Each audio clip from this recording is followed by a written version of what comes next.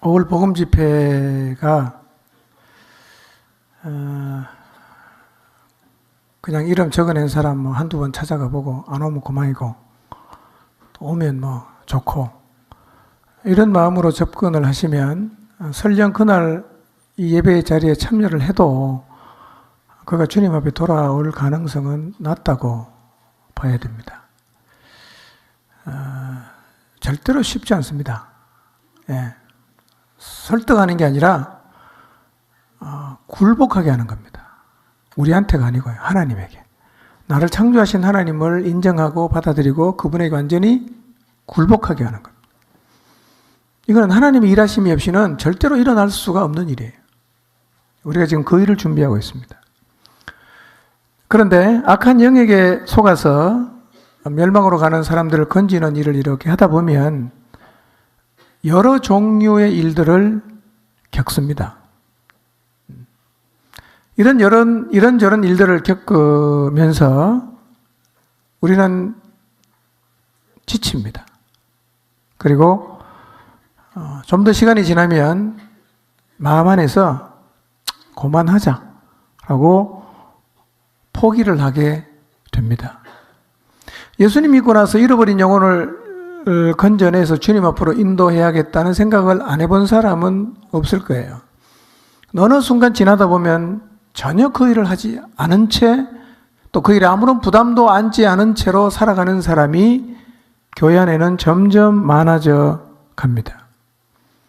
그런 의미에서 변화산 아래에서 일어났던 그 귀신 들린 아이에게서 귀신을 쫓아내지 못했던 제자들의 이야기는 멸망으로 가는 영혼을 건지기로 작정하고 달려가고 있는 우리에게 매우 귀중한 교훈을 준다고 할 수가 있습니다. 근본적으로 우리 안에 이런 마음이 있을 수가 있어요. 뭐냐면 영혼을 구원하는 일은 주님이 참 기뻐하시는 일이기 때문에 내가 이 일을 하겠다고 결심하고 나가면 당연히 하나님이 도와주실 것이고 그래서 이 일에는 어떤 어려움도 없을 것이다. 내가 가기만 하면 마치 기다렸다는 듯이 잘 오셨습니다. 제가 가겠습니다. 라고 사람들이 반응할 것이라는 기대를 갖고 있어요.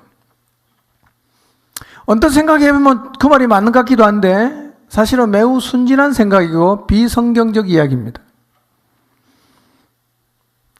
이런 생각이 바탕에 깔려 있으면 나가도 조그만 어려움이 생기면 쉽게 포기하거나 그 일을 안 하는 정도가 아니라 신앙에 대한 근본적인 의문을 품는 자리로까지 나갑니다.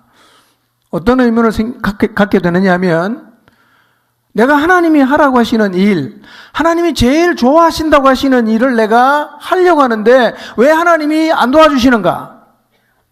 이런 의문이 생깁니다. 그리고 그 의문에 대한 해답을 찾지 못하면 신앙의 모든 영역이 다 축소되게 되고 위축이 됩니다. 이 의문이 풀리지 않으면 이런 결심이 생기는 겁니다. 하나님이 좋아하는 일, 하나님이 하라고 한 일을 내가 했는데도 하나님이 안 도와주니까 나도 더 이상 안 하겠다. 이런 결심을 하는 거예요. 혹시 우리 안에도 그런 결심을 하신 분이 꽤 많을 것 같아요. 나 안 한다 그거는.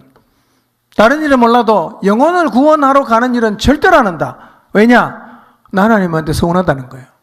시키는 대로 했는데 왜 안 도와줬냐? 그때 하나님이 조금만 도와줬으면, 그때 내 기도 들어줬으면 내가 원했던 하나님도 원하시는 그 사람을 구원했을 텐데 내 경험해보니까 하나님이 하나도 안 도와주더라. 그러니 도와주지도 않는 일을 굳이 내가 하겠다고 앞으로는 나서지 않겠다. 그러니까 하나님을 향해서 마음이 닫혀 있는 거죠. 혹시 그런 닫힌 마음을 갖고 계시지는 않나요? 복음 들고 절대로 안 나갑니다. 결심했어요. 안 가기로. 그 말은 절대로 순종 안 하기로 결심했어요. 오해지요. 무지입니다. 성경을 잘 읽어보세요. 그 생각이 얼마나 잘못된 생각인가. 여러분 성경에 나오는 특히 사도행전을 보십시오. 복음 전파의 여정에 고난이 없었나요? 핍박이 없었나요? 심지어는 목숨까지도 잃었잖아요. 그러니 주님이 원하시고 기뻐하시는 길이지만 이 일을 걸어갈 때는 기본적으로 그런 정도의 각오는 하고 나서야 됩니다. 이제 복음을 전하러 나가면 주님이 원하는 일이고 기뻐하는 일이기 때문에 아무런 어려움도 방해도 없을 것이라는 순진한 생각을 버리시고, 고난이 옵니다. 핍박도 옵니다. 조롱도 당할 수 있어요. 비아냥거림도 당할 수 있습니다. 수치도 당할 수 있습니다. 그렇지만 해야 됩니다. 사명이니까. 그 마음으로 영혼을 향해서 나가시기를 바랍니다. 그래야 끝까지 갈 수가 있습니다. 제대로 이해하고 가야 돼요. 그 길 가면 어떤 일이 있는가, 그 길을 가려면 어떤 대가를 지불해야 되는가 확인하고 가야 되는데요. 그 길에는 아무런 문제도 어려움도 없지 않습니다. 반대입니다. 굉장히 힘들 수 있어요. 왕따 당할 수도 있습니다. 욕도 얻어먹을 수 있어요. 미친놈이란 소리도 들을 수 있습니다.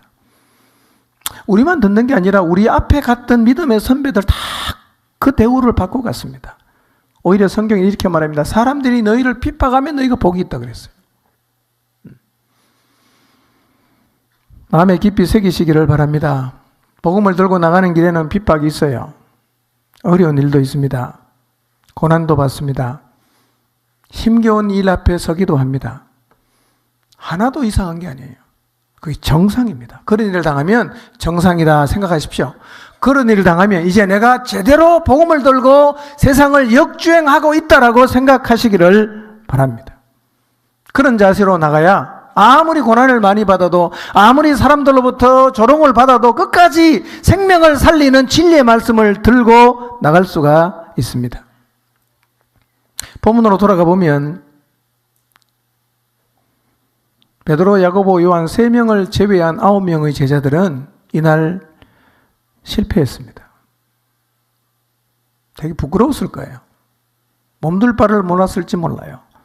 9명이 덤벼들었어요. 사도들이잖아. 그런데 아이에게 들린 귀신 하나를 결국은 못 쫓아냈어요. 얼마나 자괴감이 들었겠어요. 근데 예수님이 오셨어요.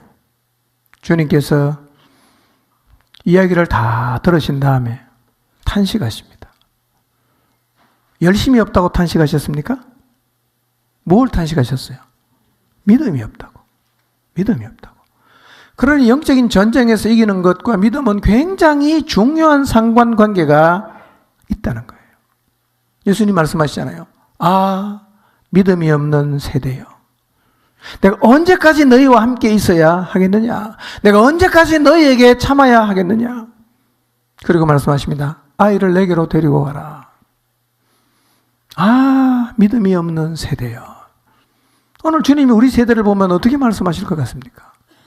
주님이 말씀하셨잖아요. 인자가 다시 돌아올 때가 되면 세상에서 믿음을 보겠느냐?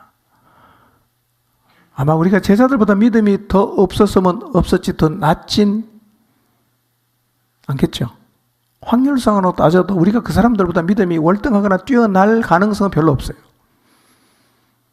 그렇다면 주님이 탄식하셨다면 우리가 정신 안 차리고 대충대충 신앙생활을 하면 주님이 우리를 보시면서도 똑같이 탄식하실 거예요. 아, 믿음이 없는 세대요. 믿음이 없다는 거예요. 그렇게 하나님이 많이 말씀하시고 그렇게 많이 확신을 주셨음에도 불구하고 우리는 여전히 그 말씀을 기억하고 외우고 있지만 안 믿어요.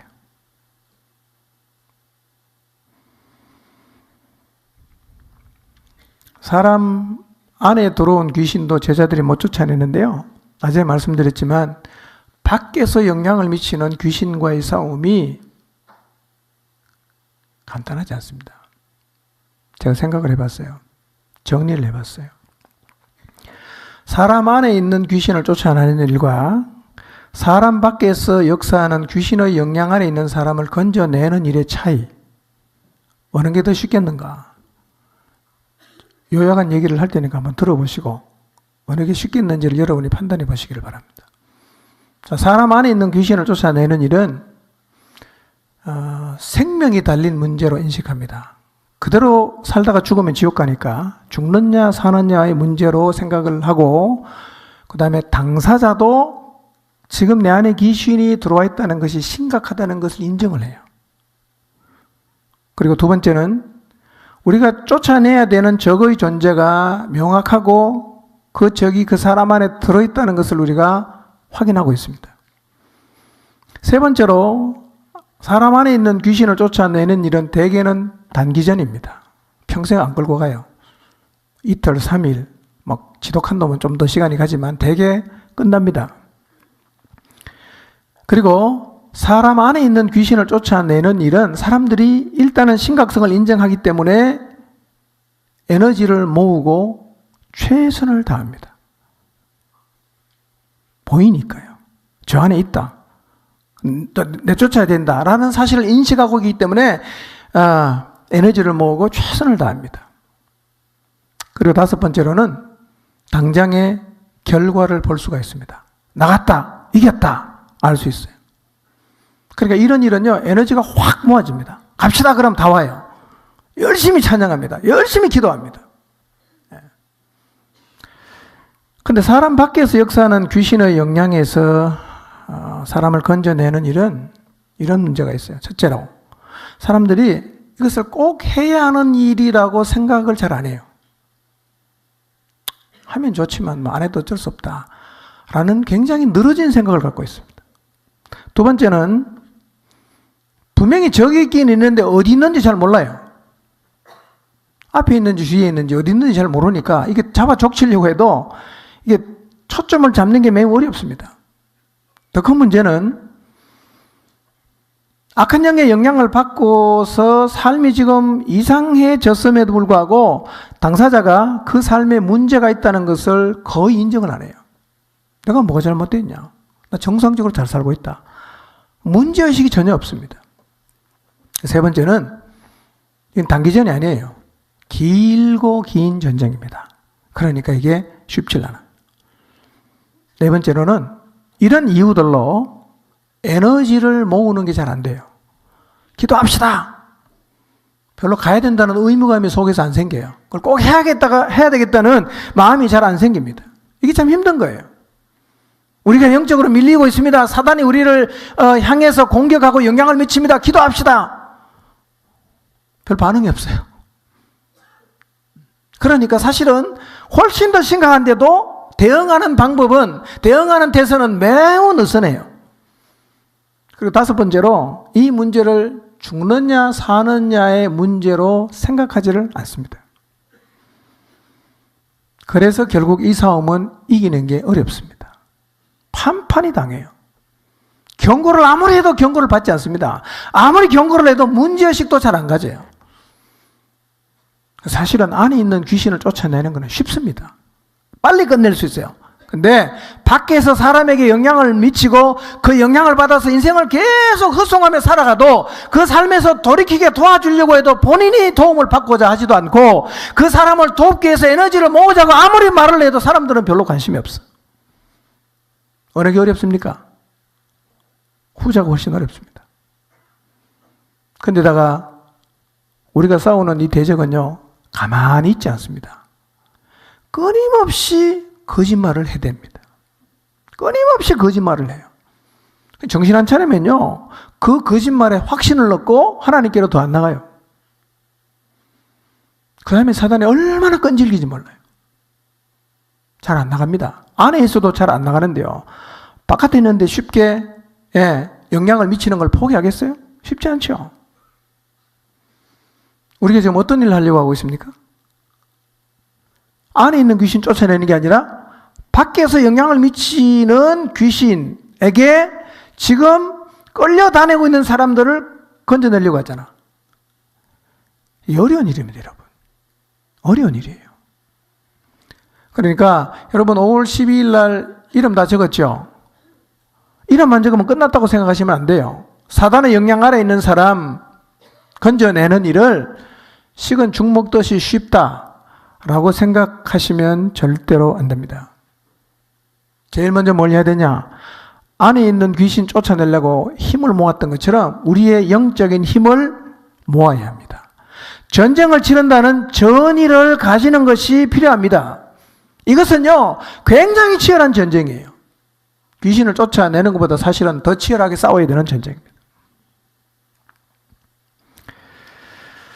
앞으로 40일간 우리의 힘을 좀 모아야 합니다.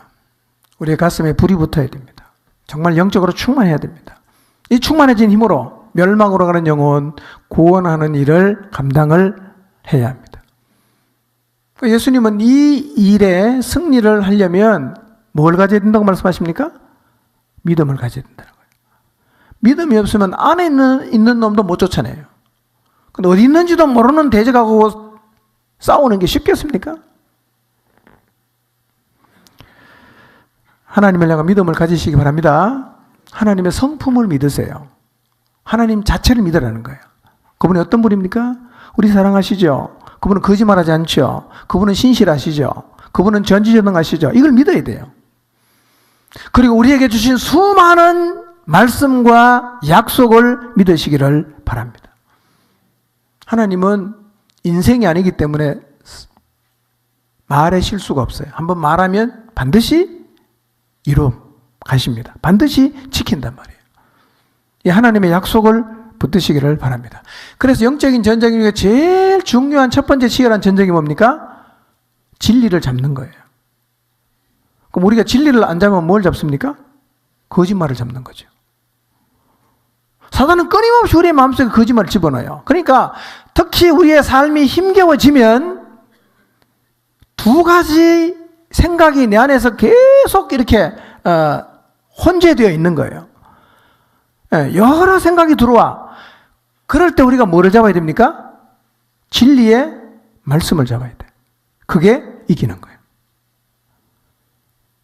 근데 영적으로 안 깨있으면 그때 뭘 잡습니까? 10중 8구 사단의 거짓말을 잡아요. 자빠지는 겁니다. 하나님을 믿으시기 바랍니다. 하나님의 약속을 믿으시기 바랍니다. 하나님의 말씀을 믿으시기를 바랍니다. 그래서 진짜 믿음은 어디서 확인되냐? 이 상황에서 보여주는 우리의 삶의 태도를 보면 그 사람이 지금 믿음을 갖고 있는지 믿음이 없는지를 알 수가 있어요. 상황에 밀린다. 믿음이 없는 거예요. 귀신이 얼마나 우리의 약점을 잘 아는지 아세요? 진짜 귀신같이 파고 들어갑니다. 그래서 정서에 왜곡이 있는 사람은 사실은 더 깨어있을 필요가 있는 게요. 그 약점을 파고들면 굉장히 쉽게 넘어집니다.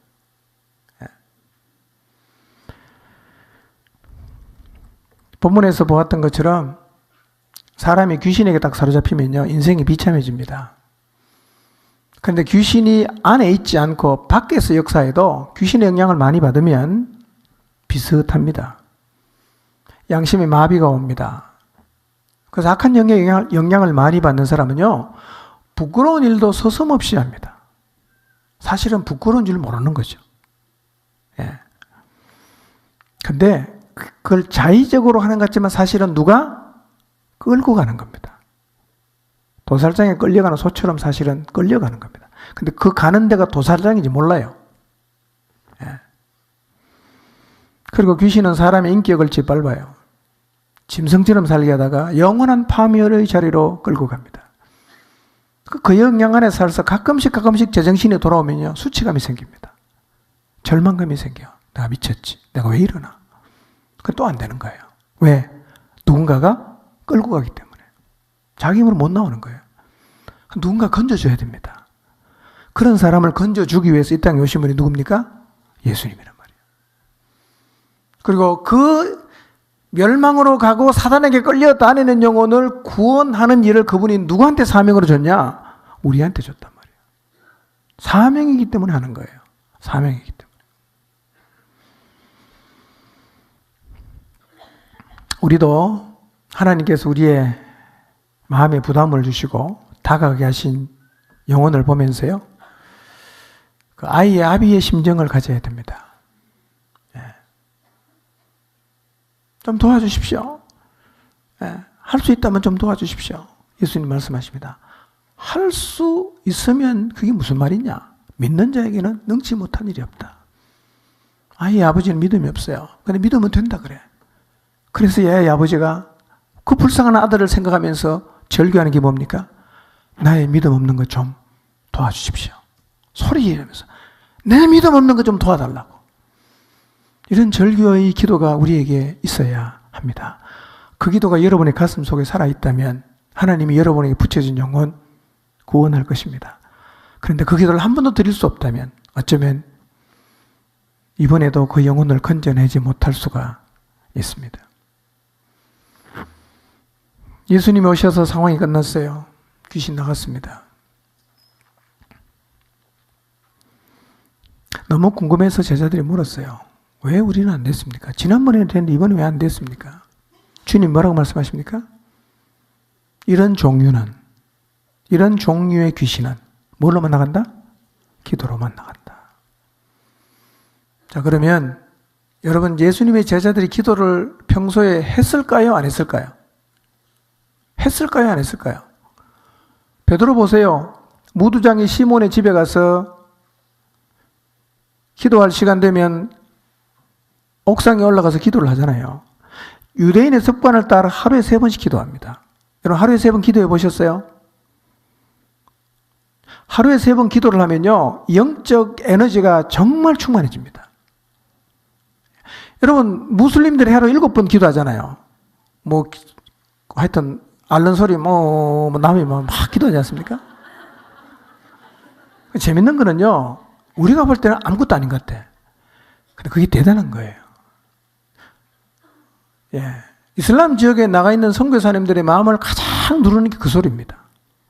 영적 눌림이에요. 마치 하늘에 구름이 쫙 떠서 햇빛을 가리고 이렇게 누르는 것처럼요, 그 소리가, 예, 이 대기 속에 마치 이 악한 영들이 쫙 자리를 잡고 그 지역을 짓누른다는 느낌을 받는데요. 저도 가보니까 그 소리 들으니까 눌려, 이게. 하루에 7번씩. 우리 하루에 몇 번 기도합니까? 일주일에 한 번 하잖아. 경쟁이 되겠어요? 우리 하나님만이 참신이다, 예수님 믿으면 구원받는다 큰 소리 치지만요, 그것도 악한 영이 있잖아. 우리하고 붙으면 되겠어요, 이게? 기도를 안 하잖아. 기도를 안 해요. 그러면 예수님께서 기도 외에는 이런 종류가 나갈 수 없다고 말씀하셨는데, 그러면 제자들이 진짜 일주일, 2주일 돼도 기도를 한 번도 안 하는 사람이냐는 거예요. 기도 많이 했어요. 예수님한테 늘 배웠지 않았겠어요? 주님 아침 눈 뜨자마자 새벽에 가면 산에 기도하시고, 밤에는 밤새도록 산에 가서 기도하시고, 제자들이 늘 그걸 봤어요. 보면 다 따라합니다. 모방이에요. 가장 훌륭한 스승이 뭐냐? 삶을 보여주는 게 최고 훌륭한 스승이에요. 말 한마디도 안 해도 사는 걸 계속 보여주면요, 뒤에 오는 사람은 그대로 따라합니다. 그러니까 누군가 먼저 살고 있는 사람이 중요합니다. 여러분 집에도 마찬가지입니다. 목장도 마찬가지고, 누군가가 살고 있으면요, 아무 얘기를 안 해도 결국은 그대로 다 따라합니다. 그래, 최고의 모델이 되신 예수님을 3년 동안 따라다닐 이 제자들, 그러면 예수님이 그만큼 기도를 많이 했으니까 이 사람들 기도를 했지 않았겠어요? 물론 그 전에 지금 예수님이 변화산에 가서서 잠깐 동안 농땡이를 피운지 모르지만, 하여튼 제자들이 기도를 안 하는 사람들이 아니었단 말이에요. 그런데도 예수님께서 기도 외에는 이런 종류가 나갈 수 없다라고 말씀하신 것을 보면, 이 영적인 싸움에서 기도가 얼마나 중요한가를 우리에게 말씀해 주시는 거예요. 그러니 여러분, 이름은 잔뜩 적어놓고 매일 기도를 안 하고 그저 한 5분, 10분 기도하는 그런 정도를 가지고 싸우면 여러분은 이길 것 같습니까? 걔네들 이길 것 같습니까? 대답하지 마십시오.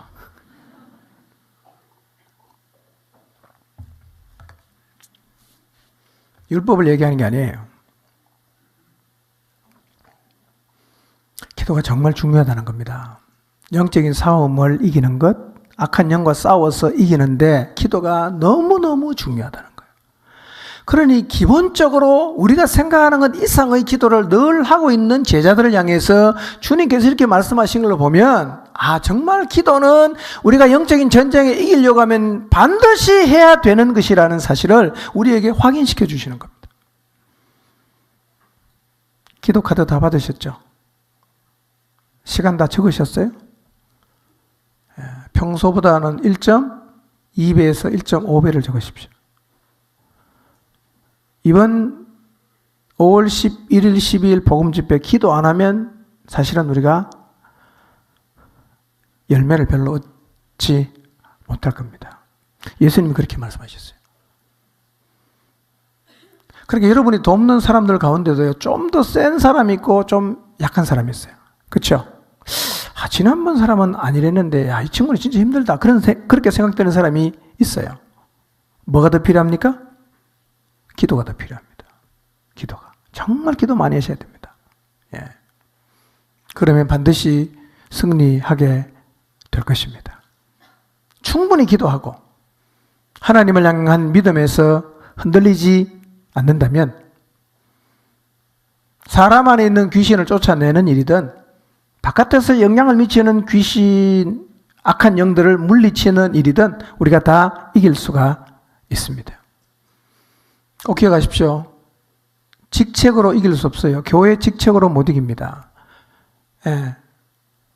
언어를 흉내내서 이기는 거 아니에요. 서기와의 7 아들 바울 흉내내는데 안 되잖아요. 흉내로 되는 게 아니에요. 왜냐하면 귀신도 다 알거든. 다 알거든. 뭘로만 가능하다? 기도로만 가능하다. 오늘 다시 한번 주님의 말씀 앞에서 이 일을 위해서 더 많은 기도로 주님 앞에 헌신하기로 다짐하시기를 바랍니다. 기도의 힘을 다 모아야 됩니다. 예, 전의를 가지고 우리가 정말 기도해서 이 땅을 뒤집어엎자. 정말 기도해서 영혼을 사로잡고 있는 악한 영과 싸워서 우리가 확실한 승리를 거두자. 이런 전의가 우리 모두의 마음속에서 살아나야 됩니다. 오늘부터 40일 동안 금식하며 기도하십시오. 기도하되 더 많이 기도하십시오.